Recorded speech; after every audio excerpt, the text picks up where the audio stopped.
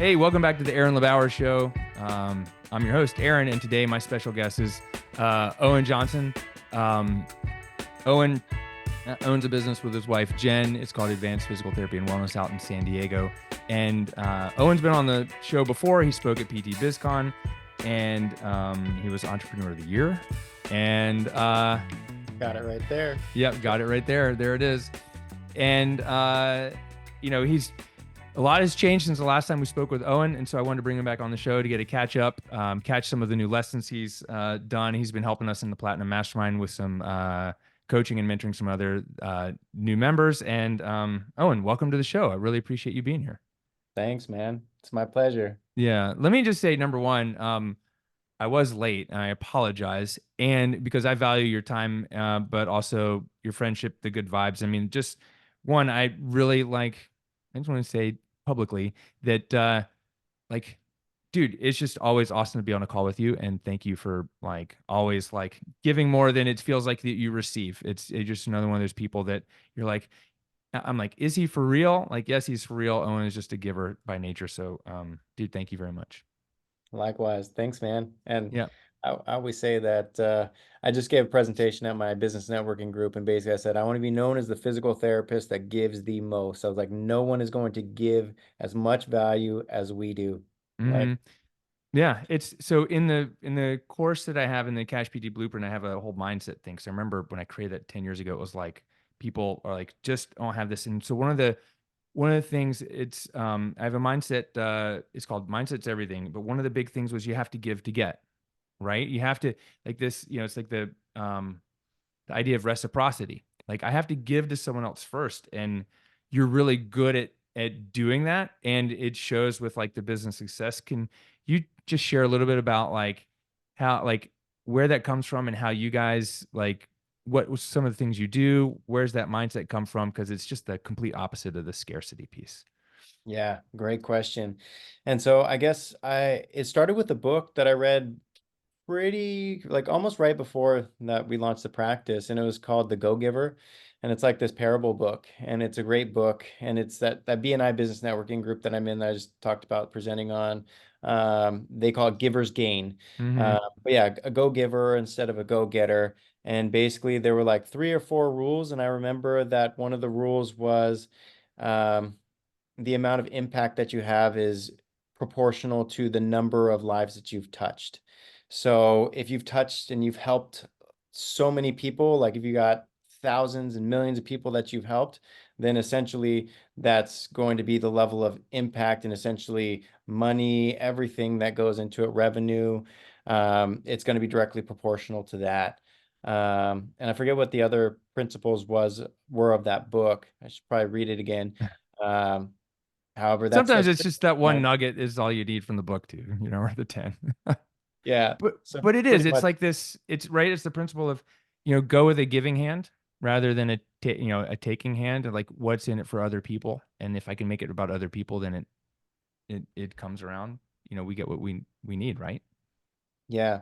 So, but yeah, basically, I mean, you said it right there, and it's kind of like I always say, and I think it's from the book, or maybe it's from my father's a really good gift giver. That's his love language. So when he gives a gift, and I learned it from like the programs of recovery, 12-step programs, that it's like if you give a gift, you have to have no expectation of getting anything in return. Mm-hmm. Um, However, what I found like later on with the go giver and whatever, that it's like no matter what, that energy that you put out in the universe, it always comes back to you, and it comes back to you like tenfold. The math never adds up. However, it may not be directly from the source that you gave to. So it'll come back one way, shape, or form. Sometimes it's from that source, but you can't have an Mm-hmm. expectation that's going to come from that Right. source. And so long as you have that and you hold that true, then you don't become resentful about giving to people or something if it's not coming back from that source. So as long as don't become resentful, you maintain that positivity, and then and you're open to receiving, and you can't be not open to receiving, because if you block it off, then you decrease, you get rid of that cycle, that loop.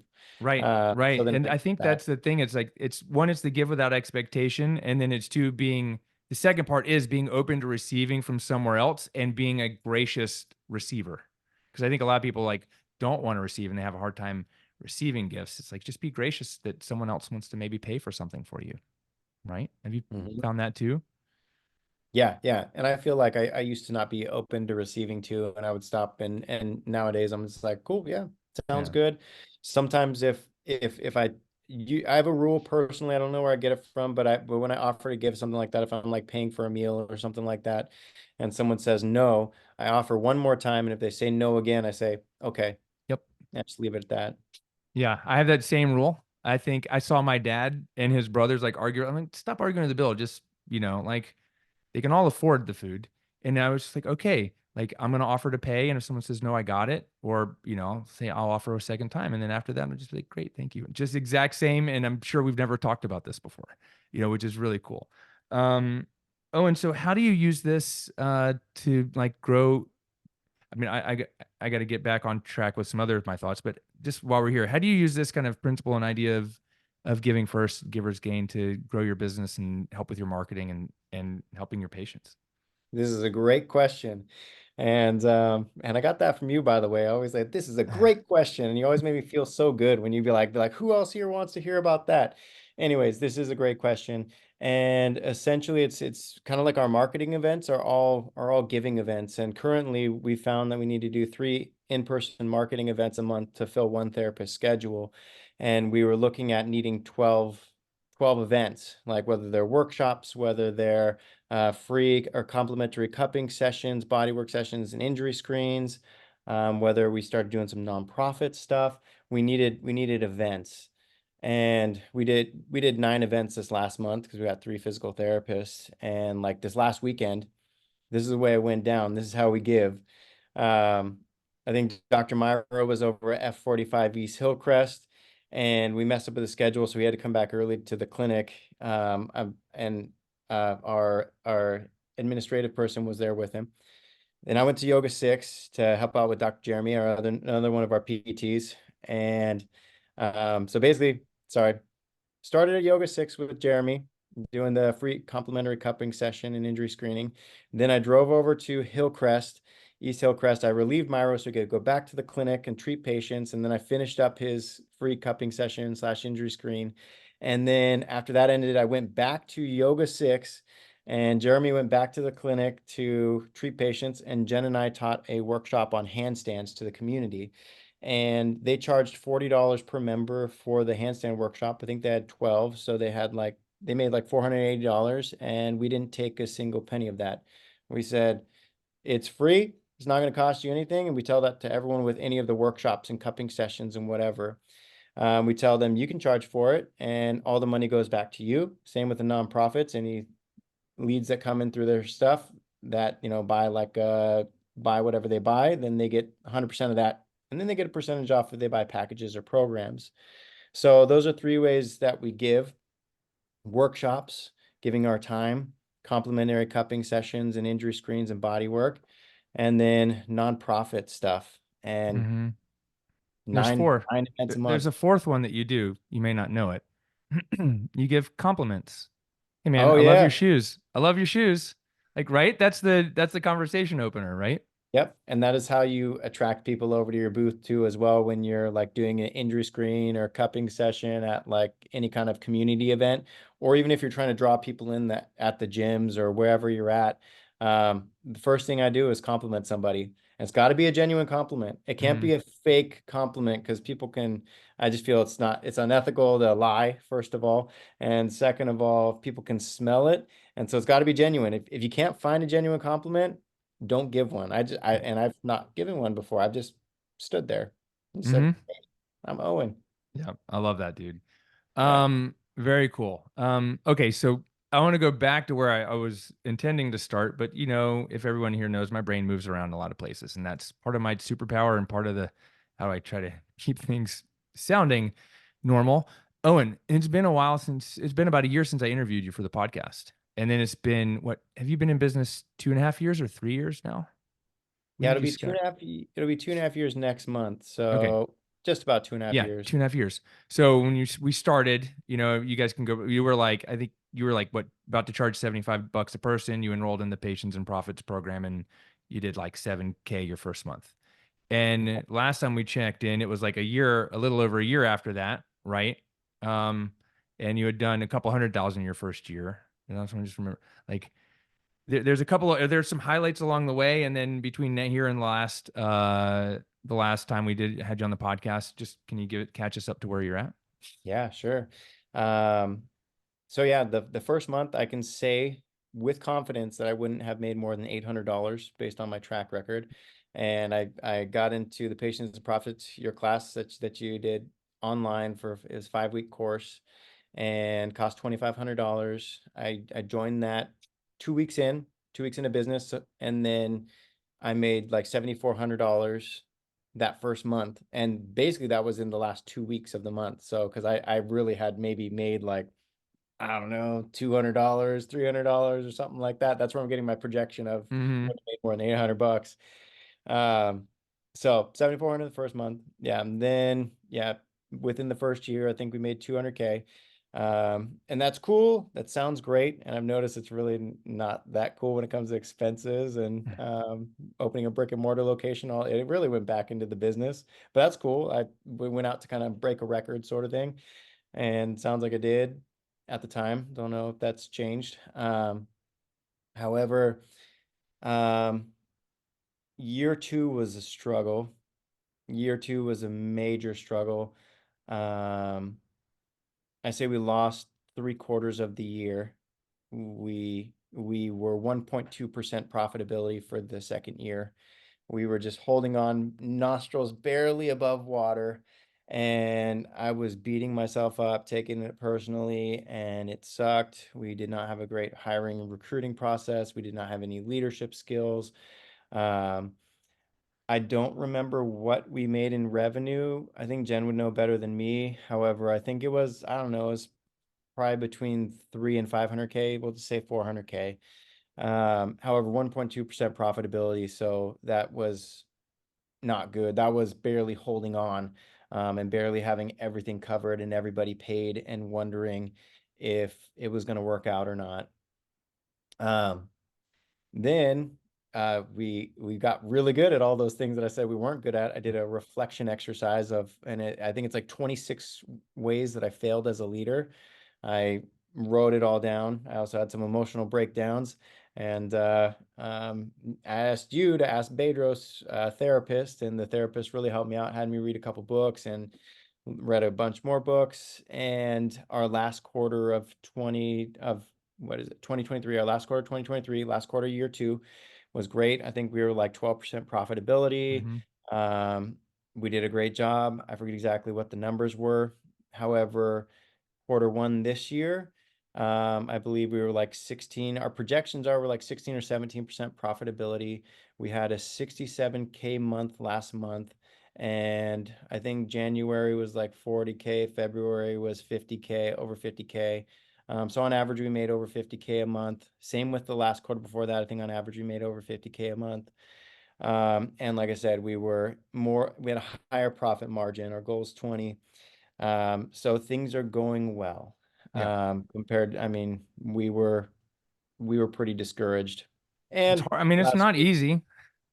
I don't know if anyone, like it's hard. There's awesome results but dude, it ain't easy, right? yeah, it's not easy. And then, like I said, last week, one of our PTs, one of our high performing PTs that's had a full schedule for after 3 months of training, the last 3 months, she gave her 2 weeks notice. Mm, Um, which is okay. But it's just yeah. like when you're soaring high, you can always be shot down. Right. So that Right. was like right after we were stoked about that 67K month and like the 16, 70% profitability, and had our State of the Union meeting and talking Yeah. about it. It was like the next day. Steve Eckert, one of Bedros's partners in like the project, whatever. He did this presentation. Is like I can't remember the name of it. It's like basically how to maintain like a level head. Like you can't get too excited, you can't get too low. You got to, because like good leaders are able to maintain it, and it takes a long time to learn that. Like how do you get not so excited or not so down, because business is just a big wave. I mean, it's just you're just like was it like a boat ride? It's a boat ride through the Pacific, probably. Can you talk about like what were some of the biggest challenges and how'd you overcome them? Some of the biggest Yeah, the challenges. biggest challenges like growing your business, scaling to multiple therapists. What were the biggest challenges?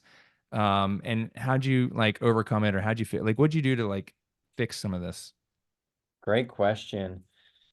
Um, yeah. So I would say some of our biggest challenges were, so we didn't, when we first hired our first hires, so let's say out of our first four team members that we hired, we had to let go three of them, so only one stuck. And there were some challenges even with the one that stuck around, and it's going a lot better now. Mm-hmm. But we were pretty worried. Um, so it was hiring people. I would say it was hiring people to solve a problem. In the Entrepreneur Roller Coaster by Darren Hardy, it says don't hire people to solve a problem, because don't hire people to put out a fire, because if you do that, then you may be trying to put out the fire with gasoline. Mm-hmm. And that's exactly what happened. We hired the PTs and the admins without any standard operating procedures or SOPs in place, no training programs whatsoever. I was treating over 40 hours a week. I was treating over 40 patients, 12-hour days, 4 days a week. Um, and I didn't have clear expectations set when they did start. I told them it was going to be easy because I thought it was going to be easy. I thought that I was going to just build out the SOPs and the trainings while I trained them, and that I would have time to do that. And what ended up happening was I did not have time to do that. I did not have time to like leave the clinic and let them treat on their own because they weren't doing good in sales. Um, I thought I was going to train the first PT so good that that PT was going to write the SOP manual for me. Nope, he didn't know how to do that. Um, and hired another PT a couple months after that one too as well, because Jen had started treating too. So we're like, we need to fill two therapist schedules. So hiring too many people too fast as well, and telling him it was going to be easy. And the reason why we told him it was going to be easy was because it was very easy for Jen and I. Jen jumped in, and I think the reason is because we do a really good job in being in your program, identifying the people that have what we want, and Mm-hmm. then going and serving them and giving to them, like we were just talking about, and then giving to them. Somehow we become friends by doing things for them, doing nice things for them. We become friends. It's like a byproduct. And then they teach, when people like you, Jordan Peterson says, people will teach you things if they like you. So then they automatically started teaching us things. So we realized that we hung out with the top 1% of people, like in your program or in any other program that we've ever been a part of. And we hung out with the top 1% of business owners, and we make it look easy. They make it look easy. So we thought that if we just hired people, they were going to be just like us. Nope. They weren't like us whatsoever. And we didn't have any basis, any foundation of training SOPs or anything like that in order to teach them to be like us. We threw way too many things at them at the same time. We're like, go out, make relationships in the community, go do workshops, go do injury screens. Here you go. And then I'm going to go just do an injury screen. I'm going to take all 6 patients. I'm going to throw them on as a total body diagnostic to Dr. Myro. And then he's just going to close at the same closing rate that I did without them even meeting him ever before. Did not happen. Closed 0 out of 6 one time. And I was like, oh, maybe I should co-treat when I dump patients on from events. So then they've got that familiar face and not just throw them on somebody and they don't even know who they are. Um, so yeah, Yeah. that was some major issues. Yeah. I'm smiling because like all those things are familiar to me too. And you just got them in different words. I'm like, yep, yep, yep. That's it. It's like struggle with some of the same things. Like for me, Owen, it was like I've hired people, like where mine was, I've hired people, put them in place and expect that they're just going to fill that seat forever. And I can go just start filling more seats and then they move on or do something different. I'm like, oh, I didn't want to have to replace them, and it's just, it's like, it's never as easy as it seems. But it's, to me though, man, I don't know about you, all that hard work and the joy and the tears and all that is worth it because it's building something for me and my family and my community and the people versus working for someone who doesn't care about my job and livelihood. Don't you agree? Oh yeah, without a doubt. Yeah. So were there one or two things that like either whether it's something you we're talking about with Kevin or that you've figured out through this process that you could leave as nuggets or that you realized to help you kind of like shift or change perspective or do something differently? Oh yeah, great question. So yeah, you talked about Kevin. That's Dr. Kevin Godding. I believe that's the last name anyways. And that's Bedros' therapist. I reached out to you when I had two, not just one, but two emotional breakdowns where I literally went gorilla mode on on the pillows of our couch and also to my bed. And both times I broke down and cried, just straight sobbed hardcore. Um, and and Kevin was phenomenal. He had me read a book called The E-Myth Revisited by Michael Gerber. And literally there's a woman, she was a baker in the book, that she like kicked her stove, her oven, and said like, damn, damn, damn. And she basically was having her breakdown. And I was just like, yeah, that's me right there. So I would recommend that anyone that is in business that is thinking about scaling, they definitely read the E-Myth Revisited first. Um, Also too, I recommend if the thing about scaling is to read the book Traction by Gino Wickman and start implementing it before you hire people. I recommend a book called Hiring with Your Head by Lou Adler, which I had to find out from a woman that is really high up in the University of Arizona, like one of the most innovative campuses in the United States. She lives here in San Diego, but she flies over there and flies back. So they're doing some cool stuff there. Yeah. So those three books, for sure, I would say read those books 5 times, 5 times each, and implement everything. Get an organizational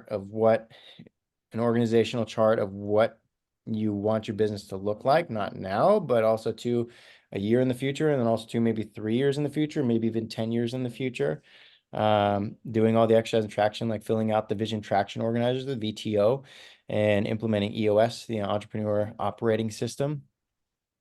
Yeah. Those are Do those massive. things before, have standard operating procedures written out, like detailed ones. I have job aids where they are built them out of Canva, to where they're PDFs, so the visual learners can do a step by step. And also too, I made videos of most of them too as well, where I'm doing the things in action in video. And then so then they're in go high level under courses, and then like I can literally like walk people through them and they can learn as they go. I can have them review the standard operating procedures. And I think they basically talk about all that stuff Yeah. within those books too. There's a number of other books too, but I would say those three are probably the top priority. Awesome. Dude, great Yeah. recommendation. So yeah, I've read the two of the books. I didn't read the third one. And yeah, they're massively like important. What's the number one? Let's talk about this. This we've talked about this, the being unemployable, right? And you've even said like Aaron, like the burn the ships thing. Can you like one, it's like how do you know you're unemployable is if someone's walking around with a tattoo on their hand, right? Or their neck, But like what's that where'd that come from? How did you get to this point where you were like, dude, Aaron, I'm gonna go all in? Because as someone who's had, I mean, as much success as you've had, it's not easy, it's hard, but you wouldn't be here now had you, stuck around and said, let me just hold on to this job like part-time, or find a part-time job to kind of like keep my toe in one, dip your toe in one place and dip your toe out the other. Like like can you tell us a little bit about that? How'd you get there and why do you feel like it's important asset to have? Yeah. Yeah. Yeah. So being unemployable, and also to the burning the ships mentality. And yes, did get a tattoo on my hand. And this was after I was already in business and after I had already burned the ships. However, I didn't really realize that I was unemployable at that time until I tattooed my hand. Like I literally had like an egoic death. Like I had some ego deaths. Like I was like, oh no, I can't hide anymore. I used to wear long sleeve shirts. I put flesh colored plugs in my ears. No one could know. I was in like hiding when I was at work. No one knew unless they saw me on the weekends that I had like full sleeves. I wore, I got plugs in my ears and all that stuff. So I was like, what are my patients going to think about me? Like I can't get a normal job anymore unless I like move to Hawaii or somewhere where tattoos are acceptable, sort of thing. And I was just like, I struggled for a little bit there, and then I was like, you know what? I just don't care. I was like, I just don't care. If they're not gonna, if they're not gonna work with me because I got tattoos on my hands as a physical therapist, they're just not the right person for me. And then they can go to some in-network clinic down the street or something like that. Uh, I and told also you what too, my uncle said to me when I moved to town, right? about the earrings, Yeah, or he's like, you're never gonna be successful when you have your earrings. And I was like, I was like, okay. I mean, now I don't forget even have them, and like people don't care. But I mean, it is a thing that we have like we have this like idea that if I have this or someone doesn't think X about me, then I won't be successful either, right? yeah. But then also too, we got Bedros, the man, and I Hmm. was like, well, if I want to be like Bedros, they say like dress for the job that you want, and Bedros has his hands tattooed, so I was just That's like, right. hey, his net worth is like 220 million, so if I want to my net worth be that high, well then I can have my hands tattooed. That's totally fine. 100%. Uh, and then being unemployable, I think not just with the physical being unemployable, it's just like I could never go back to working in a real job, quote unquote, working for someone. I mean, I guess I could. I feel like it's like one of those things that it's almost like too easy. Like it's like I know people that have given up and that's what they've done. However, all those people that did, entrepreneurs that I know that went back and worked for somebody, they were like, "Oh, wow, this is easy. I like it." And then after a couple of weeks or a couple months in, they're like, "Man, I miss it. Oh, man, what if?" And they're playing this what if game like for the rest of their lives, and I've seen it. Right. And I'm like, that's definitely not going to be me. So the burning the ships mentality, though, interestingly enough, I don't know if you're gonna get mad at me talking about it on your show, which you probably won't because you're a good guy. But I read the burning the ships mentality from Danny Matei's book, the fuck insurance book, Hmm. uh, because I bought both your guys' books at the same time, and then got on your email list through one, and I read them both. They're both great books. But he talks about the burning the ships. I find myself lucky because I got terminated from Kaiser. I got let go. So I mean, basically I had to burn the ships, and um, burning the ships is basically ensuring victory or death. So it's either you're gonna succeed or you're gonna fail, and I'm not one that accepts failure, so I'm just gonna keep going and going and going. And it was so much easier to, hit 74 a month with your guidance. And then after that, I think we hit 10. And then after that, we did 2 months in a row where we hit 12. And then we hit up 20. And it was so much easier to be able to kind of go at almost like a sprint for that time being to kind of start hitting that upper end of the solopreneur route with not having something else to pay attention to. Right. Um, Having all of my focus on just one thing rather than other things taken away at it. I Yeah. know other people like Joey's done it, and he was struggling a while and had trouble letting go, but he eventually did. And then his business blew up. Yeah. I know. So it's tough. I mean, it's like I think to me it's how do I have something holding me back, right? Or am I just ready? Am I going to go all in and do this? And it's like we had also it's like I think the one of the episodes we did was the golden handcuffs. Like you had a really good high paying job for Kaiser, Hmm. right? I mean, it's like they're out there, but as physical therapists, we have really good option. We have good option and safety nets, for jobs. My next question was you just mentioned like having that focus. Like, so we mentioned this a little bit before, but before the show. So the question is with success, with like coming to PT BizCon and just being on social media and having success, like people are asking you like, oh, and how'd you do this, right? How do I do this too? And I know at some point you and Jen created another account. Was it Cash Pay Accelerator? I think like so. I guess the question is, do you plan on doing more coaching or coaching for people, or what's the plan for future for you guys growing your business and going from here? Yeah, this is a great question. And yeah, we created another account. It's called at Cash Pay PT Accelerator. And we were at first like, oh yeah, we're gonna open up a coaching business. We're gonna teach people how that we did it because we were just about to get to a seven-figure practice without having any ads or anything. It's all in-person organic leads and marketing events and stuff in person. So we're like, no one else has done that I know of. So we're like, cool, let's teach the way on how to do that. That'll be our niche in there, or maybe even physical therapists that are a husband and wife, because there are a lot out there that want Hmm. to grow a business without killing each other and not ending their relationships. So we're like, oh, maybe that could be our niche. And it took us a little while to figure out, and it was really reading a book called Good to Great by Jim Collins, which was a recommendation by Dr. Kevin, the guy that you sent me over to, my psychologist. And basically, and it talks about traction too as well. It talks about, they call it shiny things in traction, and chasing after shiny things. And also too, you had warned me about it as well, about how that was what you noticed about having your clinic as well as your coaching business. And when you fed into one, then the other one would start dying. And we tried to launch our own course at one point, which we sold a couple, and we ended up refunding them their money. And because we were about to die with all the energy we were pouring into the clinic and all the energy we were pouring into that, and we decided that we were not going to launch that course, reading Good to Great as well as Traction. We realized it was just going to be another shiny object. And really, if you're going to chase another shiny object, even if it's part of your business and you're just opening up another product in your business, it's almost like launching a whole nother business. You got to start from square one. You're going to suck at it. You're not going to be as good as, like my first workshop that I ever did was terrible. It's like, it's nothing like the workshops that we do these days. My first time trying to approach people and network with them, terrible. Like I can get into places so much faster, and we have like all the SOPs and stuff written out for when the time comes when we upgrade our leadership. So basically, that's my forewarning to everybody is don't chase the shiny objects. Be very careful about even adding on another product or even another like wing to your business.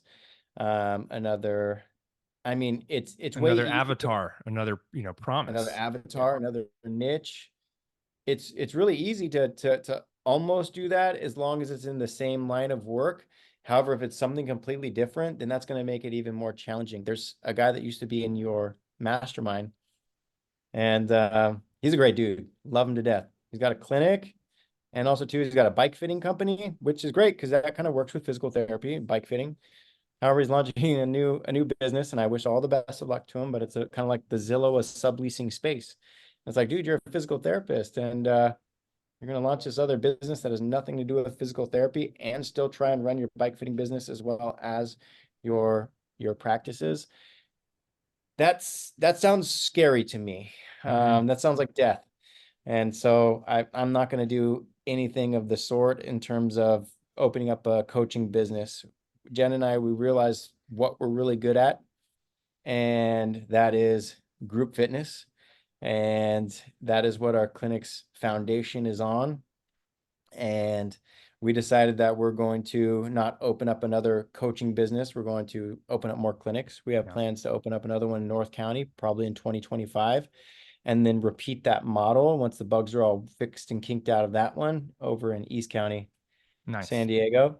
And then we'll figure out kind of where to go from there. Whether Yeah. we kind of rip up California and then decide if we're going to just be like in and out and just stay to California, whether or not we decide to, rip across the United States and open up more clinics. So long-winded answer, no, we're not opening up a coaching business. The Instagram account, Cash PT Accelerator, is still active. We just don't post on it very often.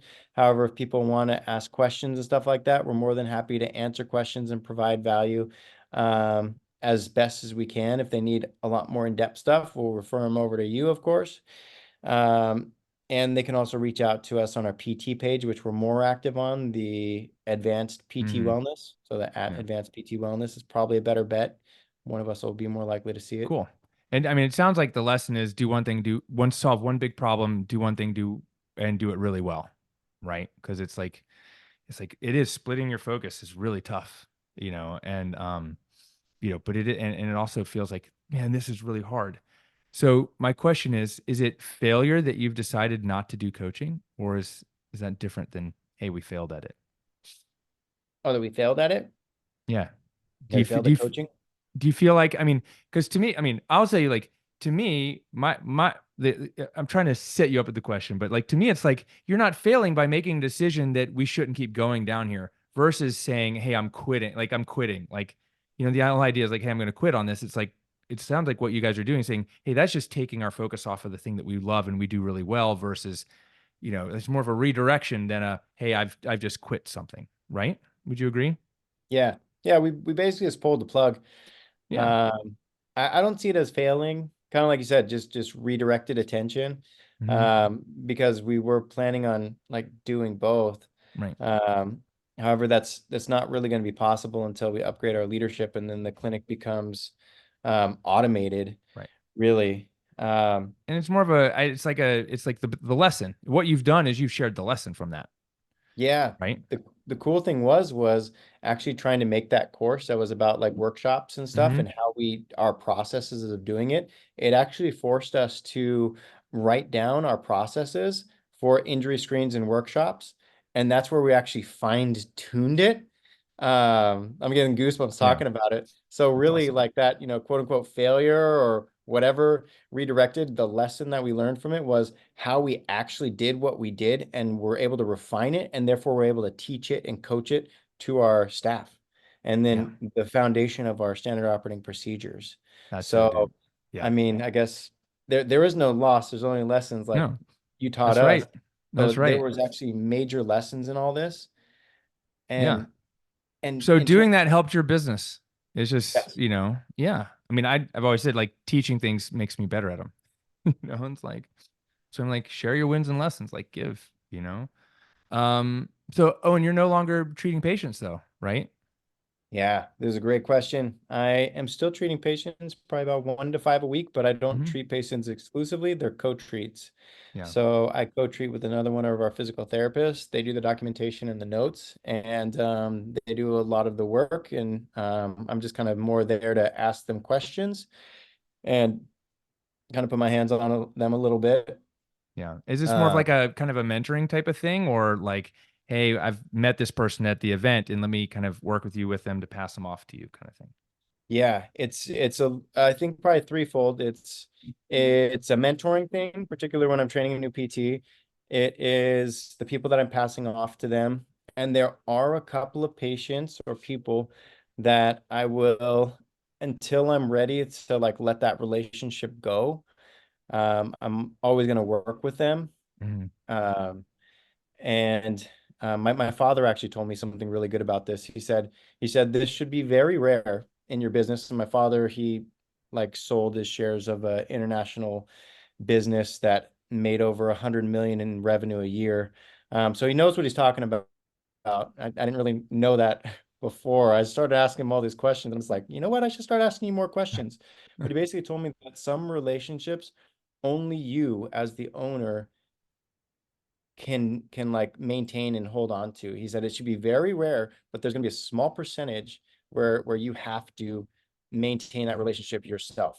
He's like, most of the other ones should be able to be delegated, but there's gonna be a small percentage where you got to do it. So they're my regulars that have been around, some diehards that I love, maybe some business owners that I like. I get networking time with them while I'm Hmm. working with them. And like I said, it's very few people. They're also referral partners. They send people into our business. Um, so yeah, Nice. those three things, and I can't even let go of patient care completely until I have a promoted director of therapies in place, which we basically need 3 full-time physical therapists. We need four first, and then we need to upgrade leadership into one of them and elevate them to the director of therapies role and have the three under that person.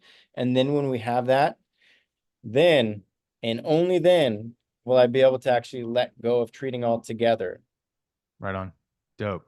That's awesome. Um, you got a few more minutes? Are we Yeah. good? Okay. Yeah, I got till probably like 2:30, Okay. so that's only like I think 25 I just have minutes. like three more questions for you that I want to find out.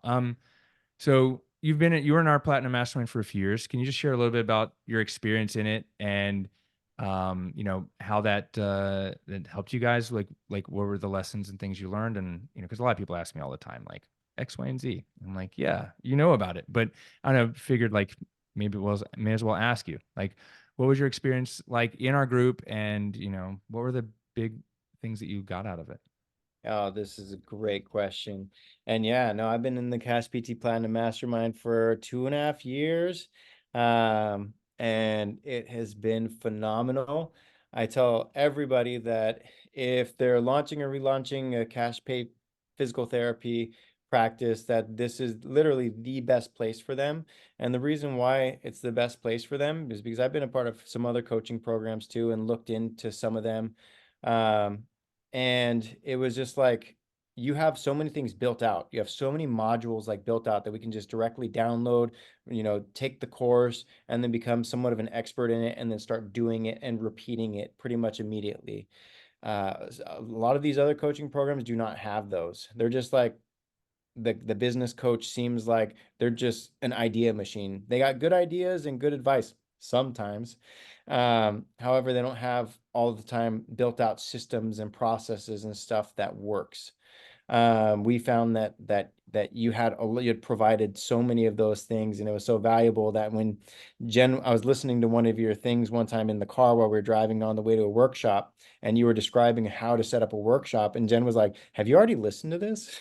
Because this is exactly what you do." And I'm just like, "Yes, in fact, I have already listened to it. It's just like my fifth time listening to it." Um, so that's one major thing that a lot of them don't have is the modules and the stuff that you have built out. Um, I'll save the best for last, Okay. but a lot of them also don't have the Nine Profits Accelerator. And I think you may have a course on that because I've seen some of your ads and stuff, kind of like Patience and Profits on Demand, but you've taught it at every single mastermind retreat and even at like PT BizCon and stuff like that. And that is one thing that a lot of the other business coaches and programs do not teach or have. So it's a threefold like mechanism, and I'll let you like people, if you got that course, Aaron, everyone go buy it. And you can't just listen to it once and fill out the diagram one time.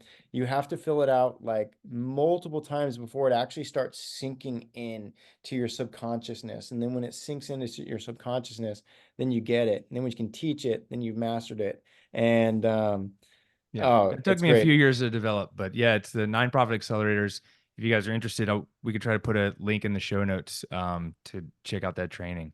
There Um, you go. Owen, you remember, I think on one of our first calls a few years ago, I said, "Hey, Owen, I'm gonna, teach you." I mean, like, hey, I was like, "Hey, the three quicks: the promise to ask for help, take action, and share what you learn." But I think what I remember is saying, "Hey, I'm gonna teach you this, but I want you to go make it better." I said, "Let me teach you how to we do the workshops. I want you to go make it better and teach it back to us, right?" And you've done that, and now you've for the last was it like 8 months or since like April of last, almost a year, you've been helping doing leading some of our launch calls and some of our, helping with some of our coaching calls. How's that helped you like grow your business, change things for you? Like, Oh, that's been wonderful. And like the trainings and stuff that you taught me on like how to coach has been not just beneficial in like leading some of the calls and coaching some of the people in the Platinum Mastermind. It's also helped me upgrade my leadership in the clinic itself too as well. And notice that the community get clear understanding from people, saying things like, who else wants to hear about this topic when people ask a question, and making them feel all good about it, other than saying great question. And then also to explaining. Sometimes it depends on where they are in their developmental process. hmm If they need to be coached, then asking them questions to help guide them into finding the right answer themselves. Or if they just need direction because they're a newbie, then just give them clear direction right away. However, following up with okay, do you know what to do? And if they say yes, be like, what are you going to do? And then they say what they're going to do. And most of the time it is incorrect. And then I go, okay, let me communicate this a little bit better then.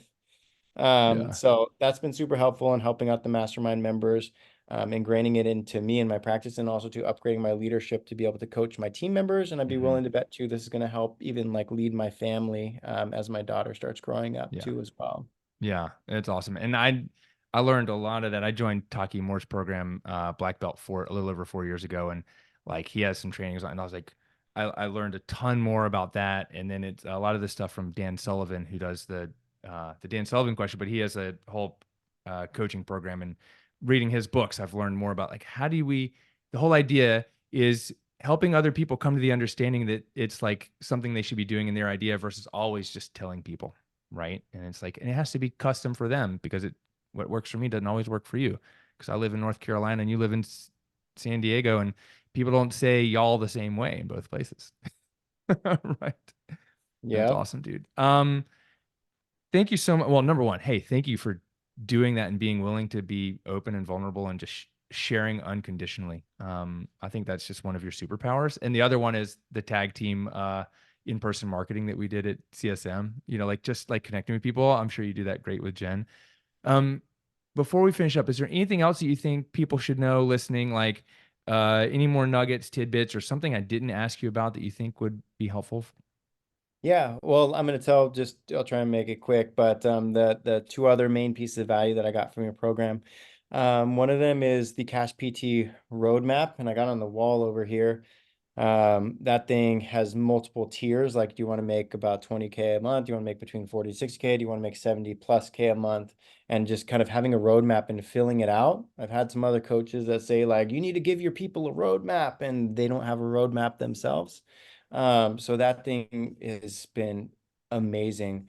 But the biggest piece of value that I've gotten from your program, which is probably invaluable. So if anyone is just like on the fence or anything like that, get off the fence, because this one skill, it took me a little while to figure out, it is actually to formulate a question. Um, and formulating a question, I think that people say, there's some books that talk about this, but they say like you're only able to solve the problems that you have the right questions for. So I've been able to formulate questions. People like, how'd you learn to come up with such good questions? Oh, I heard you on this call, and you're the guy with the great questions. Like, how do you do this? And basically, it's the way you run every single call. And I just did it. I just went through the motions, and it's still the way Jen and I do our weekly recap, we call it.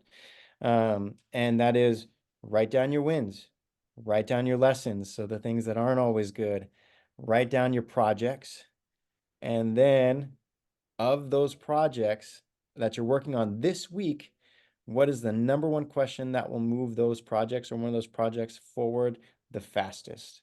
Mhm. And it took me probably about a year and a half before I actually understood that process. Literally doing it every single week with you. I just did it and I didn't even understand it. I just wrote down questions throughout the week that just popped into my head. But nowadays we get a solid question, and sometimes we don't even have the question because we already Mhm. solved the question with doing that whole process. Yep. Oh, dude, I mean, that's the biggest compliment you could have ever given me. Thank Yeah. you. That's so awesome. It is. It's sometimes just by going through the process, the questions are solved. They're done. But then the other awesome thing is sometimes you got a question someone doesn't know how to ask, and then you've solved their problem just by being willing to ask the question, which is dope. Man, thank you so much, Owen. This is great. Hey guys, okay, so well, you check out Owen at Advanced PT Wellness and Cash Pay Accelerator on Instagram. Like we got you, we talked about that already, and there'll be links in the show notes. Owen, thanks again for being here. Please say hi to Jen for me. Okay. Yeah, man. We'll for sure do that. Yeah. And I'm looking forward to seeing you guys in person sometime soon. Hey guys, this is the Aaron LeBauer podcast. Um, Look, go all in on your dreams. Don't stop, and just keep going step by step. Go forward and crush your goals. And we'll see you on the next episode. Peace.